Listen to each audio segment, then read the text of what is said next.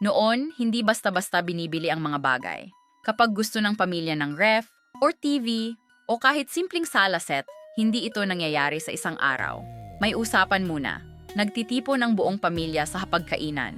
Nagsasalita ang tatay. Nakikinig ang nanay. Kahit ang mga bata, tinatanong din kung ano ang iniisip nila. Nagkakalkula ng budget. Nagtatabi ng pera buwan-buwan. Kahit ang panganay na may trabaho, nagbibigay ng kaunti. Kahit ang iba, nagbibigay ng oras at pasensya. Matagal, mahirap. Pero kapag dumating na ang araw na nabili na nila yon, ibang klase ang pakiramdam. Hindi lang gamit ang binibili nila. Pag-aari ng buong pamilya yon. May kwento yon. May pagod, may sakripisyo, may pagmamahal. Ngayon, isang click lang, isang swipe, delivered na bukas ng umaga. Mabilis, madali. Pero bakit parang kulang pa rin?